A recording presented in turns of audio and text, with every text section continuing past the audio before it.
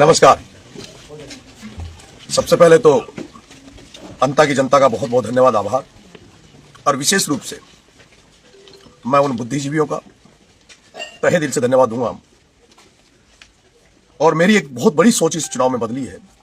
मुझे लगता था कि जो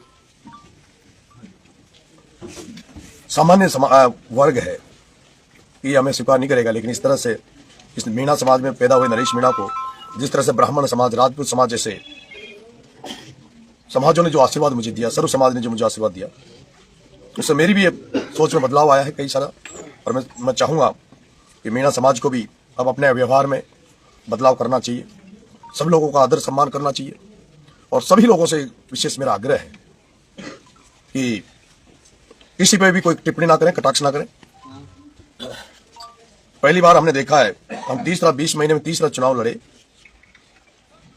और जब चुनाव कोई कैंडिडेट हारता है तो मैंने देखा कि हारने के बाद उसको 5 आदमी भी बाहर नहीं मिलते पोलिंग बूथ के, लेकिन हमारे हारने के बाद भी हजारों लोग साथ खड़े हैं। और ज्यादा जोश से लोग ये कह रहे हैं कि और डबल ताकत से नरेश का साथ रहेंगे। चुनाव हारे हैं, लेकिन जनता के दिलों में हमारी मेहनत ने, हमारे संघर्ष ने जगह बनाई है। हो सकता है जो भाजपा चुनाव लड़ी है, हम जो चुनाव लड़े, मुझे ध्यान है बीजेपी की सरकार थी, सब कुछ था, लेकिन कांग्रेस का आगे जाना ये साफ जाहिर करता है कि 8 से 10 हजार रुपए पर वोट बांटा गया। और बहुत बड़ी संख्या में 150 करोड़ रुपए खर्च करके कोई व्यक्ति अगर बिना पैसे वाले कैंडिडेटों से अगर जीत जाए तो मैं नहीं मानता वो जीत है। लेकिन बिना एमएलए बने भी जनता की लड़ाई लड़ूंगा।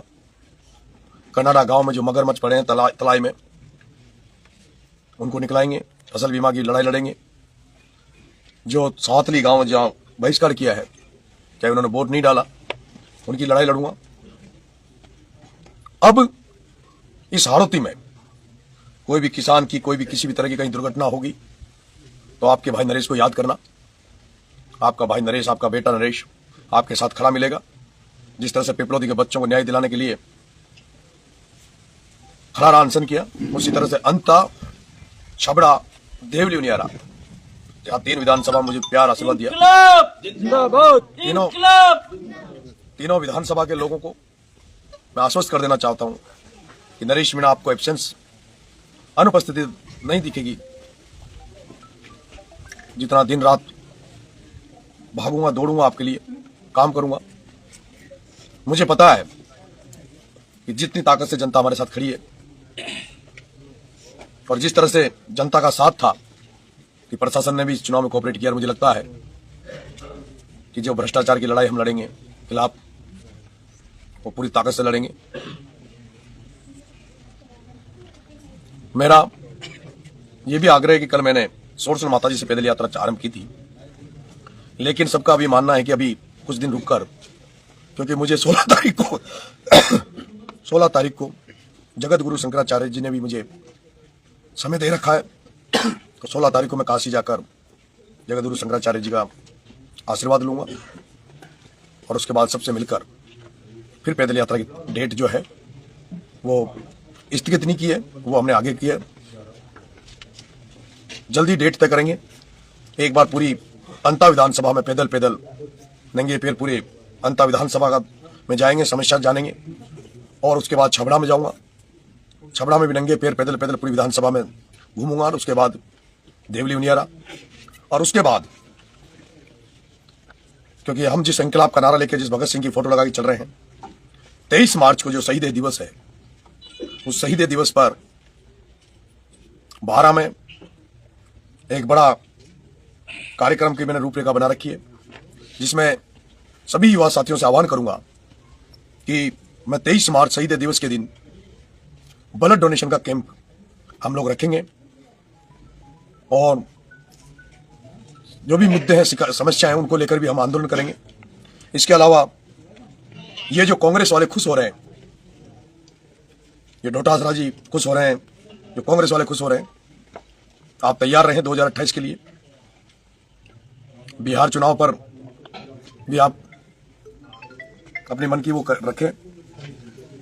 2028 का चुनाव अब हनुमान बेनीवाल, राजेंद्र जी गुडा, अरविंद जी केजरीवाल साहब, अखिलेश जी यादव साहब, HDPI, तो तमाम लोग जो भ्रष्टाचार के खिलाफ आम जनता की लड़ाई लड़ते हैं, इनसे मैं मिलने जाऊंगा। अखिलेश जी यादव साहब से मिलूंगा, अरविंद जी केजरीवाल साहब से मिलूंगा। और जब तक इस हाड़ौती को इन धन्ना सेठों से, पूंजीपतियों से आजाद नहीं करा दूंगा, तब तक रुकूंगा नहीं। मुझे पता है प्रमोद जैन भाया का जो मैनेजमेंट था, जिस तरह से कोटा में प्रहलाद गुंजल को हराने के लिए ओम बिरला ने 200 करोड़ खर्च करके एक एक वोट को 8-10 हजार रुपए दिए, उसी तरह से ओम बिरला, राजीव दत्ता और अशोक लाहौटी ने जो बंद कमरे में मीटिंग करके और जिस तरह की यहाँ व्यू रचना बनाई और जिस तरह से भाया की मदद करी, उसको आज पूरा राजस्थान जान रहा है। मैं आप तमाम लोगों को बहुत बहुत धन्यवाद दूंगा, आभार व्यक्त करूंगा कि 20 महीने में मुझे इस राजस्थान की जनता ने, मेरे साथियों ने मुझे तीसरा चुनाव लड़ाया।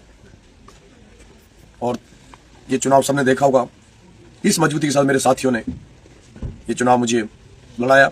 इस तरह का मैनेजमेंट, शानदार मैनेजमेंट रहा, सबने काबिल तारीफ मेहनत करी और जिसका नतीजा था कि हम लोग जो बीजेपी सरकार सत्ता में है, वसुंधरा जी ने जो कैंप कर रखा था, उसके बावजूद भी बीजेपी के बराबर हमारे वोट आए। वो तो एक नरेश नाम का कैंडिडेट नहीं होता, ये षड्यंत्र करके उसको नहीं लड़ाते तो शायद हम सेकंड रहते, पर 100 वोट में मुझे नहीं लगता कोई फर्क है।